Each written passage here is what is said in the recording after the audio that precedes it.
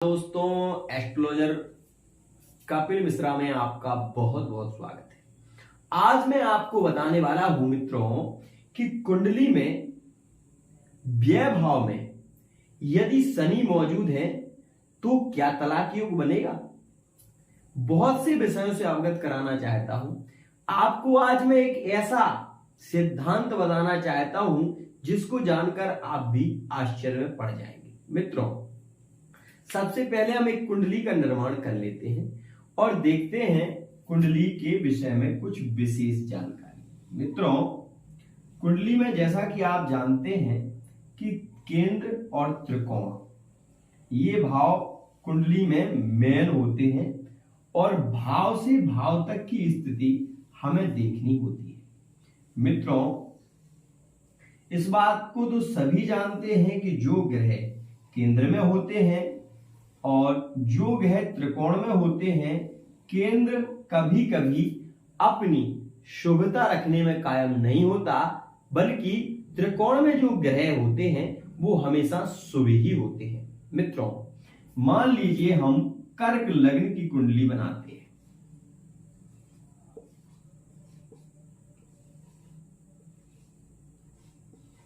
मित्रों, कर्क लग्न की कुंडली में विशेष क्या है अब आपको मैं बताने वाला हूं।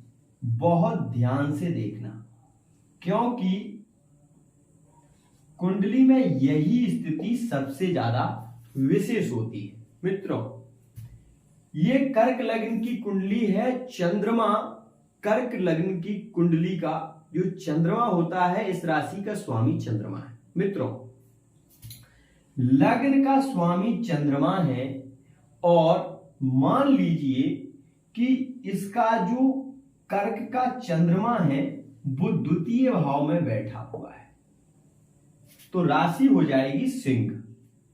अब मित्रों, यह जो जातक होगा उसमें स्त्रियोचित गुण भी होंगे और पुरुषोचित गुण भी होंगे। क्यों? क्योंकि यह जो राशि है मित्रों, ये कर्क राशि है, ये चर राशि है और चर राशि के अकॉर्डिंग ये जल तत्व की राशि है। जल तत्व की राशि है मित्रों, ये ब्राह्मण राशि है।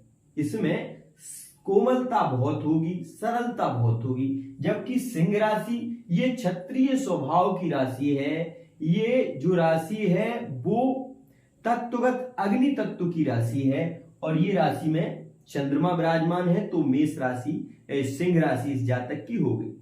अब इस जातक में यदि 50% कोमलता होगी तो इसमें 50% उग्रता भी होगी। मतलब इसका जो स्वभाव होगा वो पुरुषोचित भी होगा और स्त्रियोचित भी होगा। अब ये चर लग्न का है, तो चर लग्न का है तो ये एक व्यक्ति ऐसा होगा, ये बैठ के खाना पसंद नहीं करेगा, ये चल फिरकर कमाना पसंद करेगा, इसकी ये खासियत होगी। मित्रों, वहीं इसकी विवाह की यदि हम बात करें तो इसका विवाह मित्रों शनि की राशि होने से, ये मकर राशि शनि की राशि है।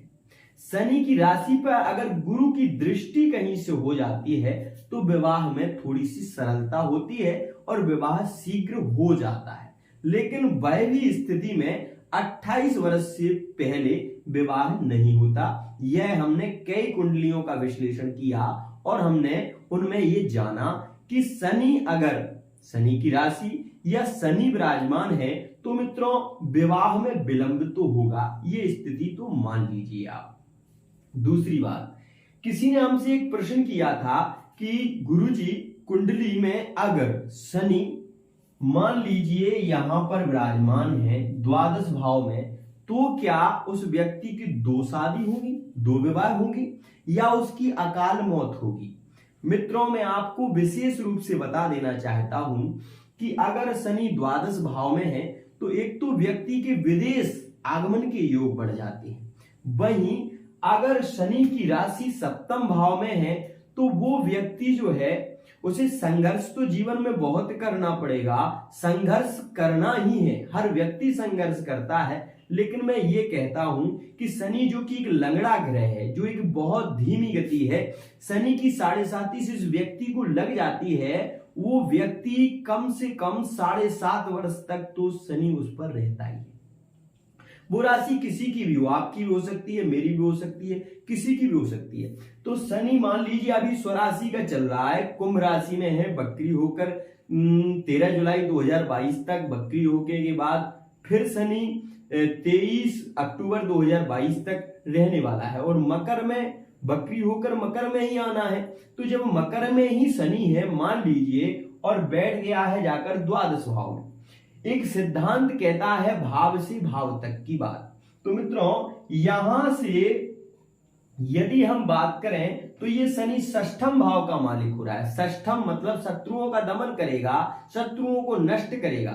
और द्वादश भाव की बात करें तो ये विदेश यात्राएं कराएगा, बाहर यात्राएं बहुत होंगी, पैसा आएगा परंतु घर से नहीं आएगा, बाहर से आएगा। ये स्थिति कब होती है? जब जाकर शनि बैठ जाए द्वादश भाव में। दूसरी बात, यहां से हम पितृदोष की भी बात करते हैं। तो ग्रह में अकाल मौत के कारण उस व्यक्ति के परिवार से ही वो पूर्वज होकर जन्मा है। वहीं एक विषय और मैं आपको बता देना चाहता हूं, मान लीजिए राहु यहां पर विराजमान है और केतु यहां पर है।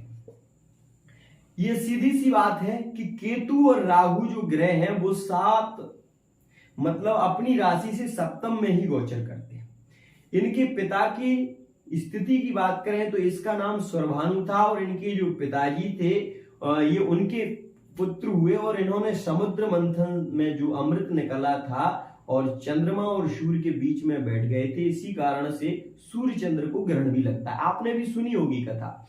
मित्रों मैं केवल ये बात कहना चाहता हूं कि जिस व्यक्ति ने मुझसे ये पूछा कि गुरुजी क्या तलाक योग होगा या फिर दूसरा विवाह होगा, तो मित्रों दूसरे विवाह की तो मैं बात नहीं कर सकता। मान लीजिए गुरु यहीं पर बैठा है या मान लीजिए अभी मीन राशि में गुरु है, ये पंचम भाव में हो गया, नवम में। अब यहां से गुरु की जो दृष्टि है, यहां से गुरु की ये दृष्टि पड़ेगी नवम दृष्टि जो कि पंचम भाव पर है और गुरु यहां से पंचम दृष्टि देंगे अपनी कर्क राशि पर। तो मित्रों कर्क राशि पर जब दृष्टि पड़ेगी तो विवाह होगा, शीघ्रता से होगा नहीं लेकिन होगा, 28 वर्ष से पहले भी नहीं होगा। लेकिन ये राहु का जो है ये प्रभाव गुरु के कारण कम हो जाएगा। यहां गुरु चांडाल दोष की स्थिति नहीं बनेगी और तलाक का भी कोई योग नहीं होगा। ये कह सकते हैं कि जीवन में बहुत ज्यादा संघर्ष होगा, बहुत ज्यादा लड़ाई झगड़े इत्यादि होंगे, विवाहित जीवन में समस्याएं भी बहुत होंगी, लेकिन पत्नी से पति का प्रेम कम नहीं होगा। समस्याएं तो होंगी लेकिन समाधान भी होगा। तो मित्रों आज हमने जाना योगों के बारे में। मित्रों जो मैं आपको एक्स्ट्रा में जो बता देता हूं वो भी आपके लिए बहुत योगकारी रहता है। तो मित्रों ये यहां पर ये शनि है, ये योगकारी है, ये तलाक का योग नहीं बनाएगा, ये विदेश की यात्रा कराएगा। यहां से तृतीय देख रहा है तो यहां पर ये अपनी दृष्टि से धन भाव को देख रहा है तो धन की भी वृद्धि करेगा और धन की हानि भी करेगा, दोनों स्थितियां होंगी। और मित्रों यहां से जो इसकी सप्तम दृष्टि पड़ रही है पंचम भाव पर, तो यहां पर ये पंचम भाव पर पड़ रही है, इसके कारण संतान में बहुत बाधा होगी, संतान बहुत विलंब से होगी, ये स्थिति भी है। मित्रों आज के लिए इतना ही। आशा करता हूं ये वीडियो आपको बहुत पसंद आएगी। अगर वीडियो पसंद आए तो इसको लाइक करिए, सब्सक्राइब करिए। आज के लिए इतना ही। जय जय।